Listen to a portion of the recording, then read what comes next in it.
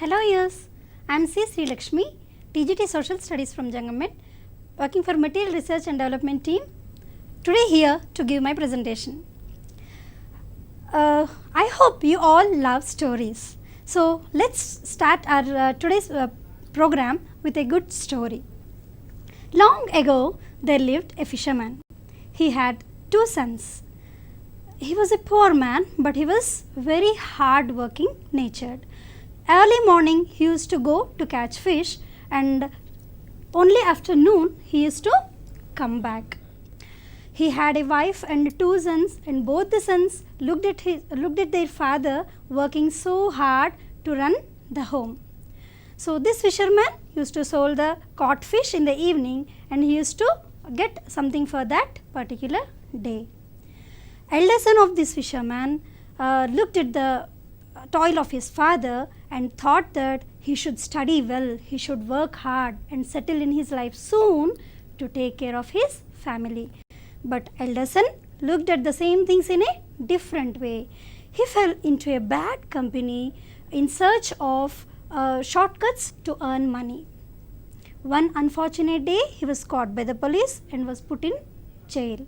But elder son worked very hard and succeeded in fulfilling his dreams. He got a good job and he started taking care of his family. He took care of his father and mother and lived further happily.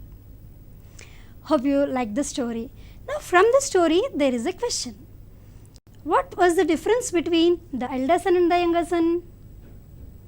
The difference was resourcefulness. That means that is our today's topic. Let us go into the details and learn the meaning of resource. So today's topic is resources, India and its resources. What is a resource? Source is a thing from which something originates, but resource is a thing for which there is some value or value and utility. Let me explain it with an example. This is a stone, right? A roadside stone, which is of no use and which is of no value at all. But if the same stone is smooth and given a shape, and when this is used to grind ilachi or to grind garlic in our kitchens, this has got some utility and value. So this is a resource, but this is not. Hope you got the point. So the things or persons maybe who bring out utility, who think of usability and who have value, the things which have value are called resources. Resources can be majorly classified into three based on their origin. One is natural, another is human made. That means all what we make, whatever is not natural is human made. And the third, human. That means we ourselves, as we heard it in the story. So all the things which come from nature are natural resources. All the things which are made by the human beings, maybe this marker, this board, or the TV, or the mobile from which you are watching the program, all these things are made by human, right? So these are human made resources, and human beings we ourselves. This is one type of categorization. If the categorization is done on the basis of life, then the categories would be two. As we have learned in the earlier session that bios means life. So resources can be categorized into biotic and abiotic. Hope you guess the meaning of these terms. Biotic means which has life and abiotic means which does not have life. So under biotic we have plants, animals and human beings. Under abiotic we have air, which is everywhere around us, water, both marine and fresh water, soil in which crops are grown, plants are grown, and minerals that are derived from the land, from rocks by mining process and all. So, this is another classification of resources. Biotic means resources which have life, and abiotic which do not have life. So, this is another categorization. Let us look at one more important categorization, that is of power resources. Today electricity is needed for everything, right? So, all the things which need electricity are used in our day to day lives in a magnanimous way. So, let us look at the history of power resources and their categorization. You can see from the screen that they are of two types: conventional resources and non-conventional resources. Conventional resources are the resources which have been used for a longer period of time from olden days, in simple terms. So, non-conventional resources are the resources which are recently designed and which have been into use in recent times. Let us see what they are, the list. Please look at the list. First is firewood, coal, petroleum, natural gas and hydel power. Under non-conventional, you can see solar energy, wind energy, nuclear power, geothermal energy, tidal energy and biogas. Under conventional resources, you can notice a star mark for hydel power. That is because all these conventional resources other than hydel power can also be called as non-renewable resources, which means they take long period for replenishment. That means firewood, a tree needs so many years to grow. Coal, petroleum, natural gas, these things also take thousands of years to form again. But hydel power is derived from water, which we get with the help of water cycle, which is ever happening phenomena. Hope you understood the point. Coming to non-conventional resources, solar energy, the energy that is derived from the sunlight using solar panels. Wind energy, the energy that is derived from wind with the help of windmills. Nuclear power, the energy that is derived from the process called a nuclear fission. Here there is a point to note. Uranium, which is called a radioactive metal, is used mostly for deriving nuclear power. Then geothermal energy, the energy that is generated and stored inside the earth. As we learnt in our last class, geo means earth. So, tidal energy is the energy that is derived from seas and oceans. From the energy of the tides, the turbines are rotated and the electricity is generated. And biogas is the energy that is derived from the fermented organic material, which has been in which anaerobic organisms are put. So, these are the non-conventional power resources. So, let us go into the next topic, into the main actual topic, resources. In this class, we are going to discuss the resources which are on the slide now. As it is not possible to cover all the things in detail, we would discuss about vegetation, rivers, minerals, soil, flora and fauna and human resources today. First one being vegetation. The single term that can be given to all the greenery around us is vegetation. Under vegetation, we have three main categories, that is forests, grasslands and tundra vegetation. Why is there difference in vegetation in different places? Vegetation depends upon the geographical factors and climatic factors. So, where there is abundant rainfall, where the soil is good, we can see forests, and where the rainfall is not much enough for forests to grow, we can see grasslands, and where the rainfall is very low, and we can see tundra vegetation. Tundra vegetation is often called treeless vegetation because there are shrubs, mosses and lichens, also called lichens, also pronounced as lichens, are grown in tundra vegetation, are seen in tundra vegetation. Let us go into the details of forests now. picture of the forest, how green it looks, right? So let's first look at the uses of the forest. As you all know, we get timber from the forest, which is used for making furniture and for many other uses. We also get lot of herbs from forests which are used in making medicines. We also get rubber, paper and gum. These are the things which are used for commercial purposes. And the important use that we get from the forest is purification of air. So this particular point we have discussed in the earlier class too, but it's so important to discuss here, so let's revise it.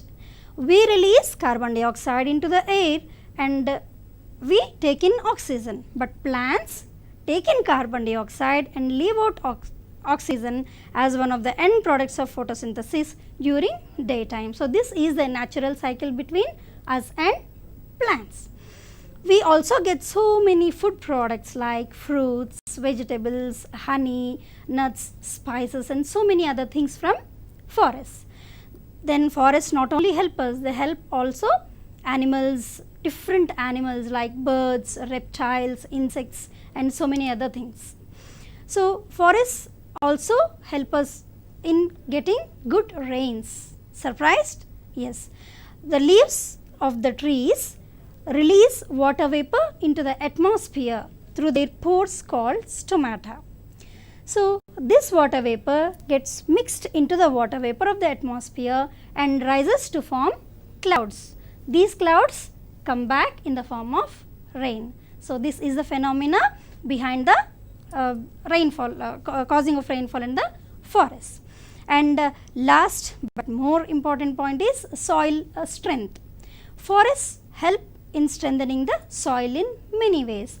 The roots of the trees penetrate deep into the soil and provide aeration and drainage among the soil particles.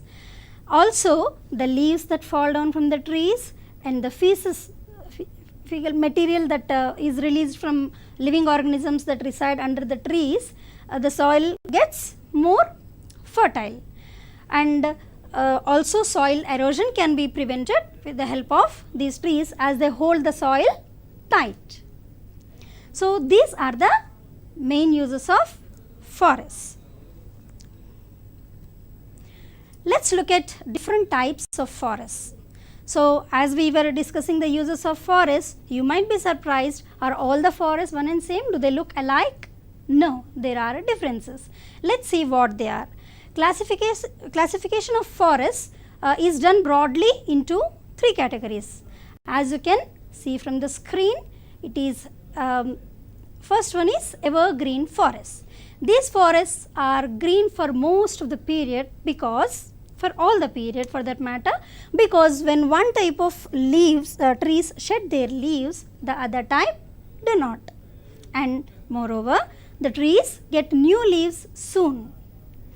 In evergreen forests, there is very good abundant rainfall also. Coming to the next category, that is deciduous forests. You can see the colors of the leaves is different here.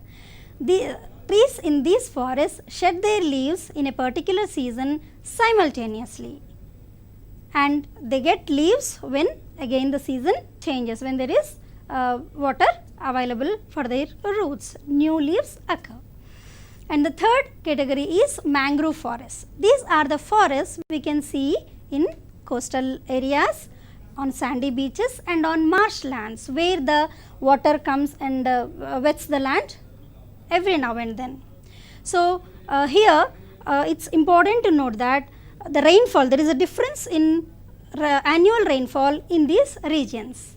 Usually evergreen forests grow in the regions where the annual rainfall is more than 200 centimeter. Deciduous forests can be seen in the regions where the annual rainfall is between 70 to 200 centimeter, but mangrove forests, the rainfall varies from region to region. Other than these three broad categories, we also have some other categories to look at. That is thorny forests. These are the forests that grow in dry areas where the summers are very hot. So here the name as it suggests, we have thorns on the plants instead of leaves. So that means the leaves are changed into thorns to avoid the loss of water. And the next category is coniferous forests. As the name suggests, the trees in these forests are usually conical in shape. They look, as you see, you might have seen Xmas tree, right? Like that, they will be conical in shape, and so the name coniferous forests. These forests are also called taiga, and they are seen usually in higher mountains, and so also called mountainous forests, mountain forests. And last category being the Mediterranean forest. This is seen in the areas around Mediterranean Sea where citrus fruits are grown. The special feature of these forests is that the trees in these forests have thick barks, and the leaves are usually wax coated to avoid the loss of water. They develop in the areas where there are wet winters and dry summers. It is a typical type of climate. So, we can see in our country all these types of forests except Mediterranean forest. So, let us look at the distribution of these forests in our country. So, as you can see in the map here, the dark green color stands for evergreen forests, and the light green color for deciduous forests. And in the coastal regions here you can see the mangrove forests. In fluorescent green you can see mountainous coniferous forests. The leftover region here and here you can see thorny forests. So, such is the distribution of forests on our country. So, let us see what type of trees grows in these forests and what sort of animals live in those forests. Okay? So, evergreen forests, in these forests we can see rosewood, ebony and mahogany.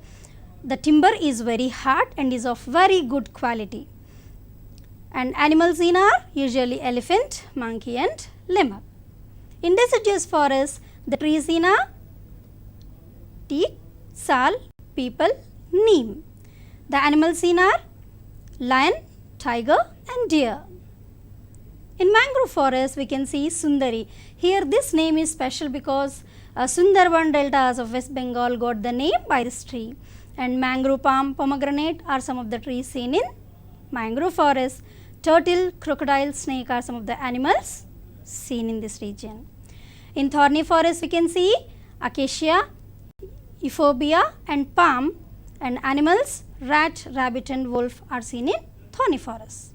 In coniferous forests, chir, pine, oak and the other are the trees, and moose, reindeer and squirrel are the animals. You'd be interested to know what are the forests in Telangana. So, let us have a look at this chart. So, in Telangana we have only 3 types of forests: deciduous forests, mangrove forests and thorny forests.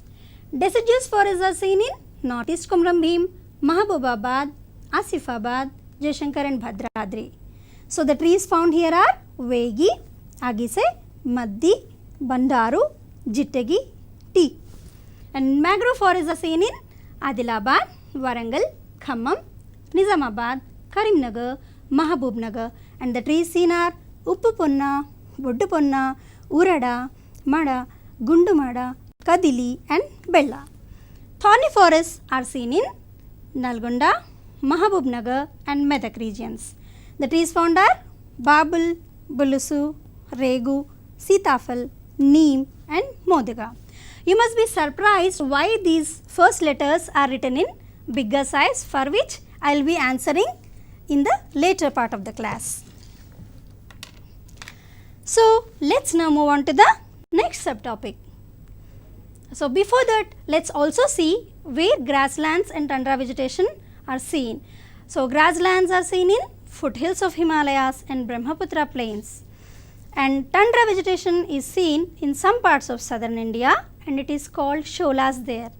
It is seen in Palani Hills, Nilgiri Hills and Annamalai Hills in southern regions. So, here you have again a picture to look at. Please look at the picture, see how beautiful the river is. An interesting point to discuss here. There is a link between river and civilization. Let's investigate it. So, for example, let us take Indus Valley civilization. So, as you all might have heard the name of this particular civilization. Where did it flourish? It flourished in and around the areas of river Indus and its tributaries. So, what is the secret? What is the link between this developing a civilization and the river? Water is needed for plants to grow, and we human beings depend on plants for food. Slowly, when people learned how to grow crops, they moved towards the rivers as abundant water is available there for irrigation. So, here the link is. So, it is easy to grow crops where the plenty of water is available, right. So, that is why all the famous civilizations, oldest civilizations which we see flourished near the rivers. And it is also interesting to note that in olden days the word riches stood for land, crops and cattle, not for car, bungalow and bank balance as it is today. So, in those days riches, the word riches stood for land, crops and cattle. Cattle because they supply us with milk and its milk products and meat. So, regarding rivers, there is one more important point to understand, that is there is holiness attributed particularly in our country to the rivers. That means usually in river banks we see many temples being constructed. Okay, let us see the uses of rivers now. So, the main use is drinking water. So, we get drinking water from the river sources, and fishing is carried out as we were talking about fishing in our story at the beginning of the session. So, fishing is carried out in rivers, and tourism. Boating facilities are provided in many river banks. At the banks the facilities are provided and they are developed into tourist spots, and transport is also carried on rivers which is called inland waterways. Okay, and the most important use of rivers is irrigation. That means water for growing crops. So, Indian rivers, in India, as I said just now, we attribute lot of holiness to the rivers. Let us see what Indian rivers are. Though there are many in number, we categorize Indian rivers into Himalayan rivers and peninsular rivers.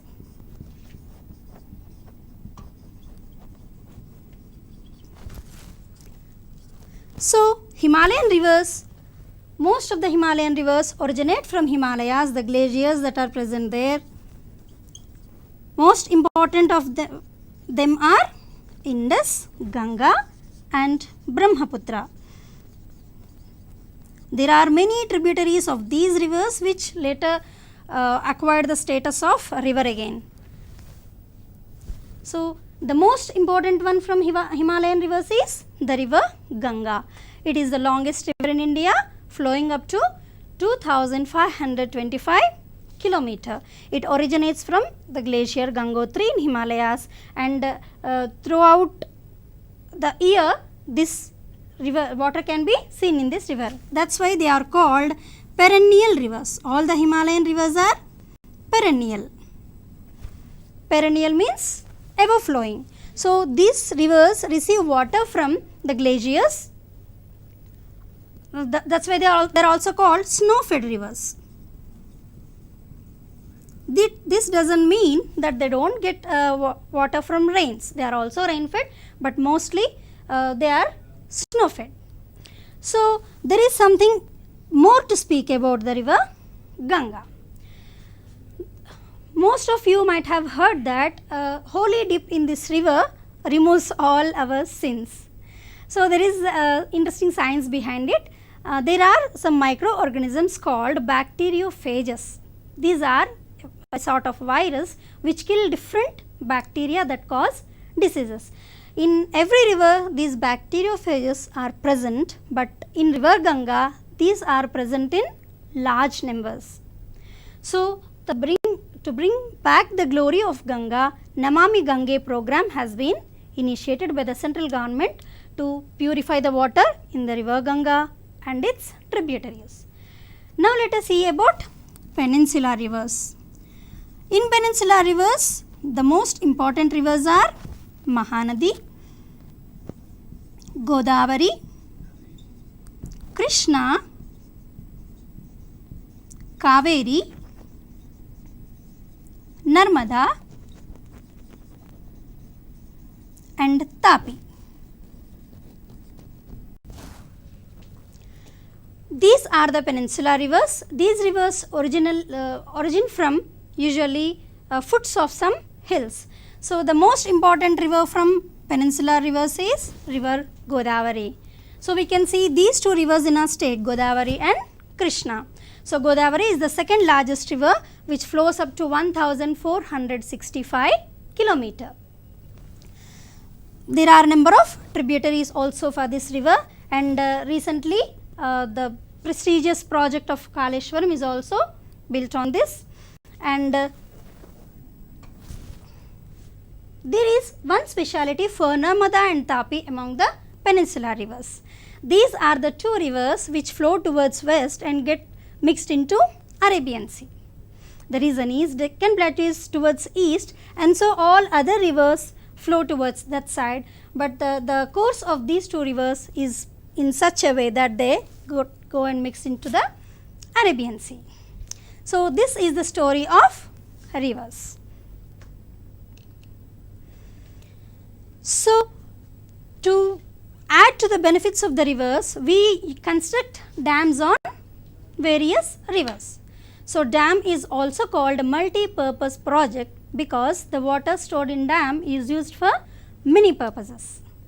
Our Chachaji Pandit Jawaharlal Nehru has praised dams as temples of modern India because development is possible only when these dams are constructed in large numbers and all the necessities are met. So, dams are usually built for two main reasons. One is to avoid floods and another is to provide water for irrigation. So, here preventing floods is very important because river is in fact a boon, but it turns out to be a bane when floods occur. Floods destroy the crops, the homes of poor people, and they also disturb the communication system. So, that those things can be avoided by building dams. You can see on the screen the major dams that are present in India. Tehri Dam in Uttarakhand built on Bhagirathi, Bhakranangal Dam built on Sutlej in Himachal Pradesh, Sardar Sarovar Dam in Gujarat built on Narmada, Hirakut on Mahanadi River in Odisha, Nagarjuna Sagar on River Krishna in Telangana, Koyna Dam on Koyna River and in Maharashtra, Rihand Dam on Rihand River in Uttar Pradesh, and Mettur Dam on Kaveri River in Tamil Nadu. So, it is also important to protect rivers from pollution. There are many industrial waste, sewage and other things being dumped into the rivers which make them unfit for our use. So, it is everybody's responsibility to see that the water resources around us do not get polluted. It also affects the aquatic plants and the animals which drink water from it, right? Our next subtopic is minerals. So, minerals, the word you might have heard many times earlier. Can you name few minerals that are around you or from your memory? The vessel in which your mother cooks is stainless steel, an alloy, it's a mineral. In olden days people used things made of copper. And the jewelry that your mother wears, maybe a chain or a ring, these are made of gold. And even anklets which that girls wear, they are made of silver. All these things are minerals. So what are minerals? How can we define them? We can define minerals with their two important qualities. Mineral is a naturally occurring inorganic substance and it has definite chemical composition. It is extracted from rocks with the help of mining.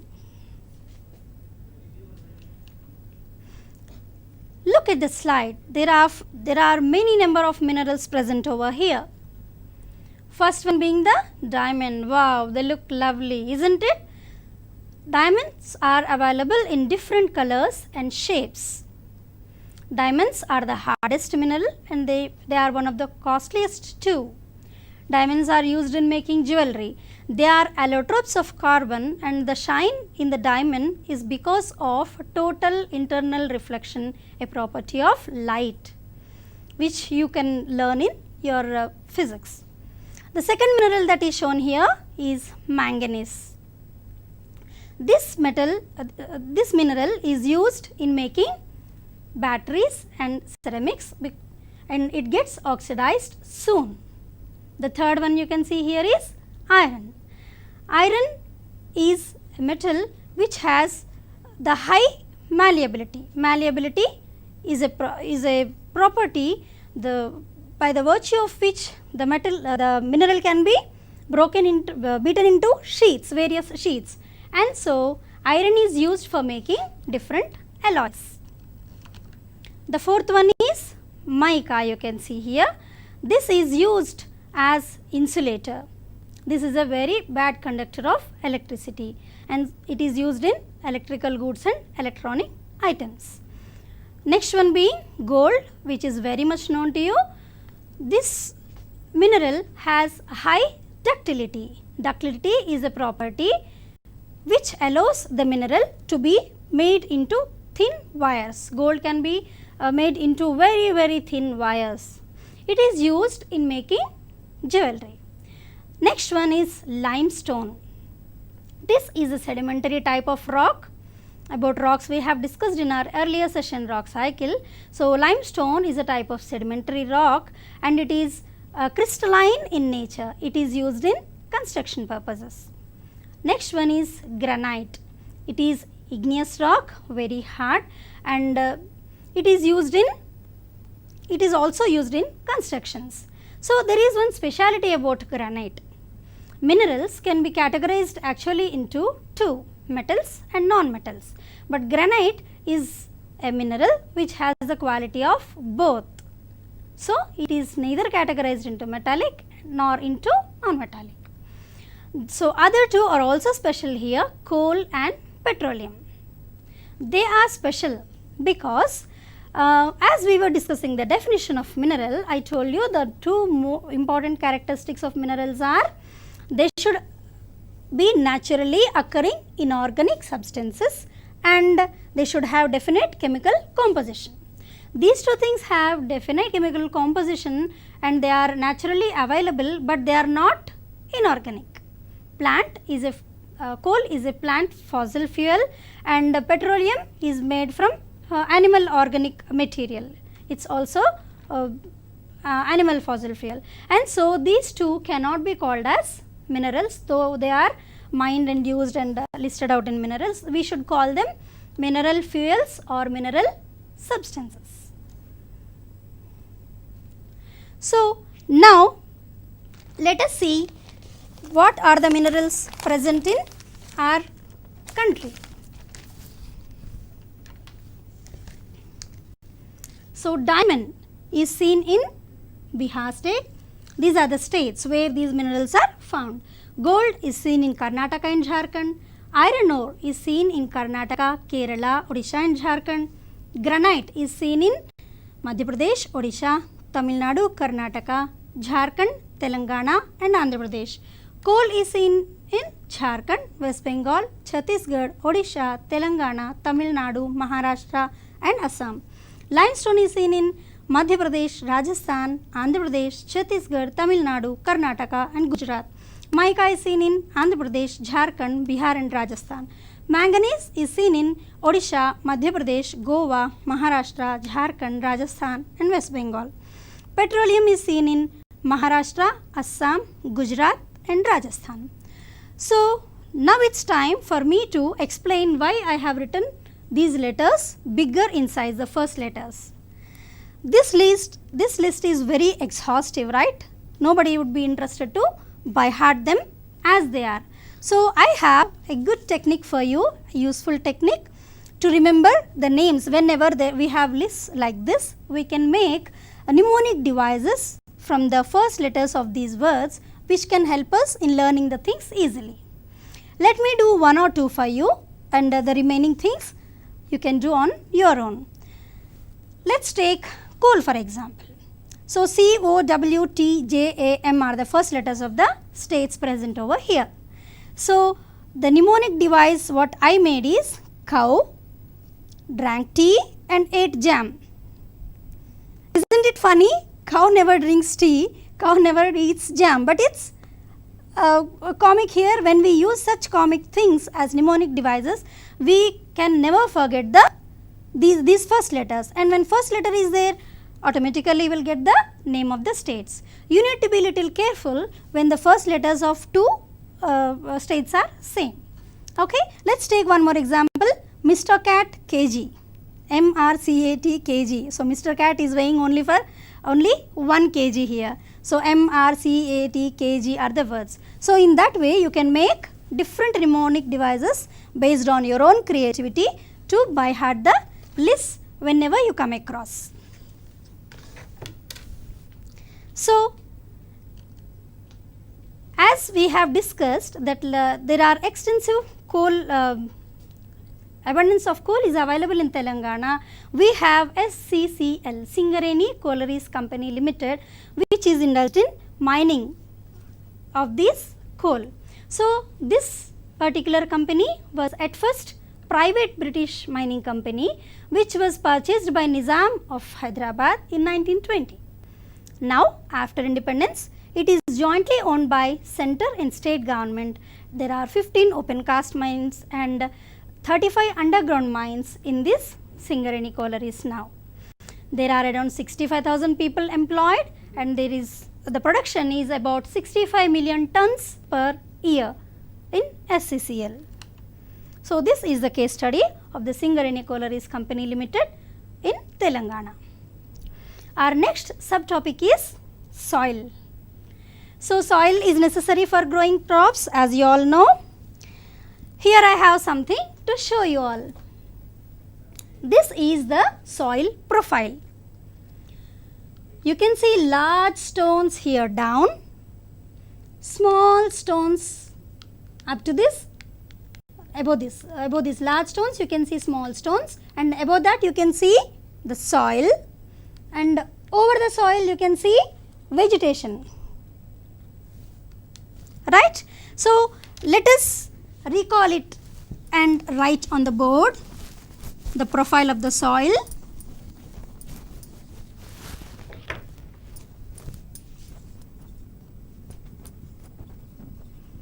We have learnt much about rocks and rock cycles and different crops grown, right. So, first level is called topsoil, which consists of humus, vegetation, etc. Second layer is, from up we are going now, second layer is called subsoil, which consists of clay, sand, silt and such things. Third layer is weathered rock material, that means broken rock material, as you have seen in that jar. So, fourth one is parent rock or bedrock. Parent rock, or we can also call it bedrock. So, the texture, the color and all the characteristics of soil depend on the parent rock and the climatic conditions. So, it is also important for all of us to conserve soil. Let us see some soil conservation methods mentioned here. They are mulching, means covering the upper layer of the soil with organic material. Intercropping, which means growing two types of crops in alternate rows. Contour barriers means barriers that are built across the borders of the crops, as you can see in agricultural lands going on. Shelter belts are the belts that are seen in coastal regions. So, trees are grown in line to check the wind movements which cause soil erosion. Rock dams are the piles of rocks that are put to arrest the flow of the water and the soil, and contour ploughing is a technique ploughing in the on a steep slope. We plough in lines to make the flow slower, and terrace farming is also a technique which is used on steep slopes. We construct step like things and grow some crops there so that the soil cannot be eroded much. So, these are some of the soil conservation methods. Our next subtopic is flora and fauna. We have already discussed about flora and fauna in our earlier lesson. That is why we will just have its gist once again. There are around 50,000 species of flora in our country out of 391,000 species of all around the world. And fauna, we have around 91,000 of species of animals found in our country out of around 2 million species throughout the world. So, you might be surprising how these things help us. Of course, plants are helpful. You have learned the uses of trees and plants, but how are animals helpful? We get mesmerized by looking at the beauty of the butterfly that moves around the flowers in a garden, isn't it? Do you think they are helpful to us? Let me explain you with an example. See, let us take a chain: grass, deer and lion. Grass is eaten by the deer. D-E-E-R should be pronounced as deer, okay. So, grass is eaten by the deer and deer is eaten away by the lion. So, if lion eats away all the deer, what happens? It is not only the loss that occurred to deer alone. Loss is caused to lions also, because one day all the lions have to die out of starvation if the deer are completed. Not just that, the grass that is grown all over the area gets more and more. There is a competition for survival, and ultimately the plants also die. So, the natural ecological balance is planned in such a way that if one species is disturbed, the whole chain is disturbed. So, we as human beings should do something to facilitate the chains, but not to destroy them. Let us now look at the last subtopic, that is human resources. So, when I say human resources, you immediately get the word population in your mind, right?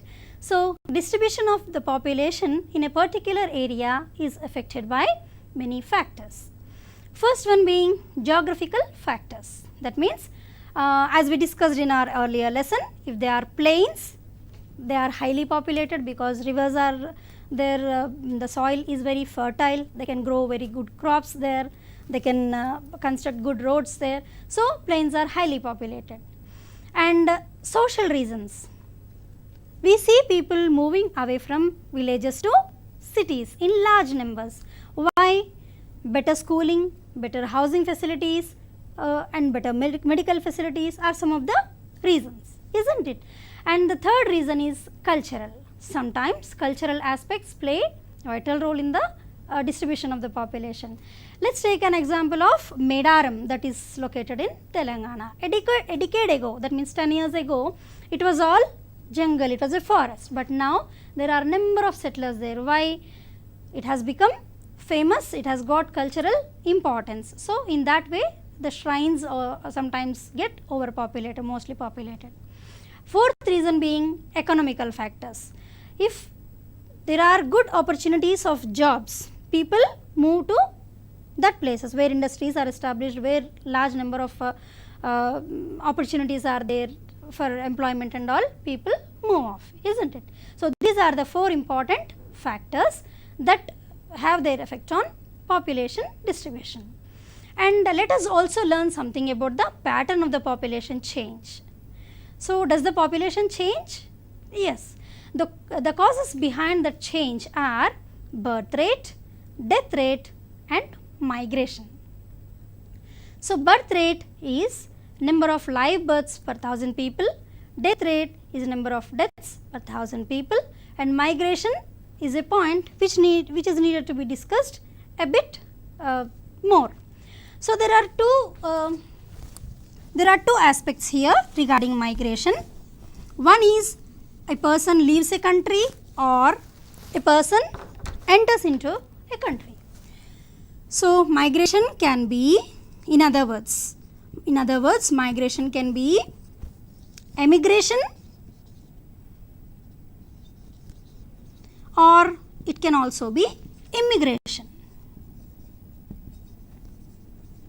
So, many times students get confused between these words. So, you can remember it like this: E stands for exit, going away.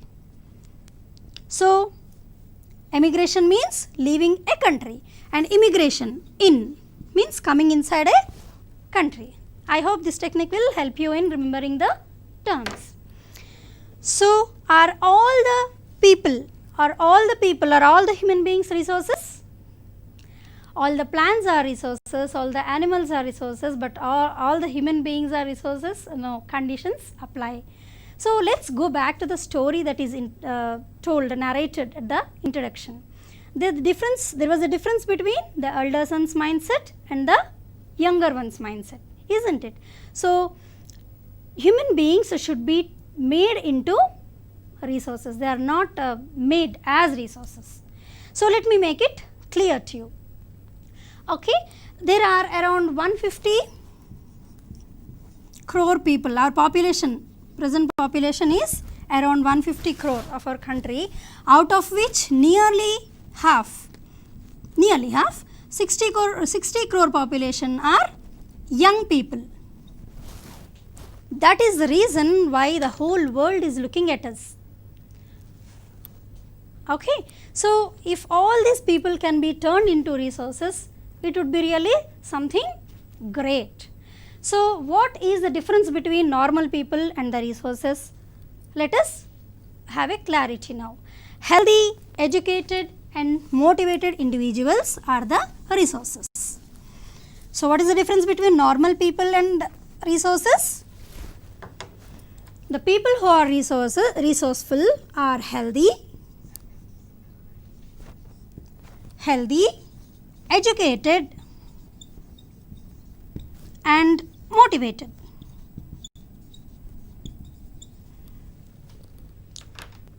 Health is not an option, it is a responsibility. You may recall that in our Fortitude 2020, our beloved secretary Dr. R.S. Praveen Kumar sir asked all of us, he gave one resolution to all of us, he asked all of us to be healthy throughout the year, isn't it? The first resolution, if you try to recollect, was I shall stay healthy physically and mentally.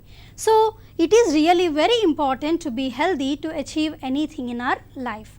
So, this is a period of lockdown. So, taking this dash as an opportunity, I request you all to take some exercise, make yourselves healthy and fit within this period of time. So, it is an opportunity for you to do so. The second important point is educated. So, regarding education, we should understand very clearly that education is not mere getting qualification. So, as Swami Vivekananda says, education is a manifestation of the perfection already present in the man. What am I good at is known to me. So, in that way, people should think what they are good at and they should try to put all their efforts to improve upon it and achieve something in their lives. And not just this, I would also love to quote a doha of Kabir here, an appropriate one for this, so that suits this particular point. पोथी पढ़ी पढ़ी जगमुआ पंडित भयानक कोय, ढाई अक्षर प्रेम का पढ़े सो पंडित होय. Most of you might have heard this doha. It means, Sant Kabir says that no person who studied books or holy scriptures could become a scholar. Only the person who can study or who can understand the 2.5 lettered word. It is prem in Hindi. It is a 2.5 letter, 2.5. So, ढाई अक्षर प्रेम का पढ़े सो पंडित होय. One who studies love in detail, one who knows how to love oneself, how to love others unconditionally without expecting anything. If we are able to respect all the people, then we can be treated as educated. So, it's really very important to look at the people without any discrimination, to respect the people without any discrimination or bias in our minds. So, the next point is motivated. What do we understand by motivation? By having positive thoughts, good desires and great efforts, we can be motivated all the time. We can read good books to get motivated ourselves, and we can always think of positive things that we can do. So, healthy, educated and motivated individuals are the resources. Have a look at the slide here. In first picture, you can see Dr. APJ Abdul Kalam, Missile Man of India. Second picture, God of Cricket, Sachin Tendulkar. Jamshed Tata ji, the great industrialist who changed the economic phase of the country. And Abhinav Bindra, gold medalist in shooting. And Google CEO here. And the next picture, Sundar Pichai, Google CEO here, and the next picture is known to you. This picture does not need any introduction for us students. It is Malavat Purna, who scaled all the mountains. And hey, look at this baby. What this baby is thinking? What should I do to become a human resource like these people? So, this baby is thinking how to become a resource. Hope all the children who are watching this program, this particular topic, this particular lesson, think very seriously about this and come out with flying colors in their lives. All this, I hope all the students from Telangana Tribal Welfare Residential Educational Institutions and Telangana Tribe Social Welfare Residential Educational Institutions, all the students for that matter, all the students should try to be healthy, educated and motivated to become resources of our nation. So, it's your time now. Please take the project work. Make a project on resources based on the concepts discussed in the class. I repeat, make a project on resources based on the concepts discussed in the class. Second one is write an article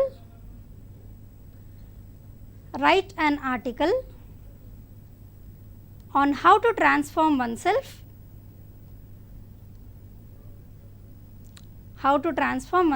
into a human resource. How to transform oneself into a human resource. I thank our Telangana Tribal Welfare Residential Education Institutions and Telangana Social Welfare Residential Education Institutions, Telangana State Government, our beloved Secretary Dr. R.S. Praveen Kumar Garu for providing such an opportunity for us teachers to be with the students in this during this tough time of corona crisis. I also thank TSAT people for providing me this opportunity. I thank all the viewers for being with me. Thank you all.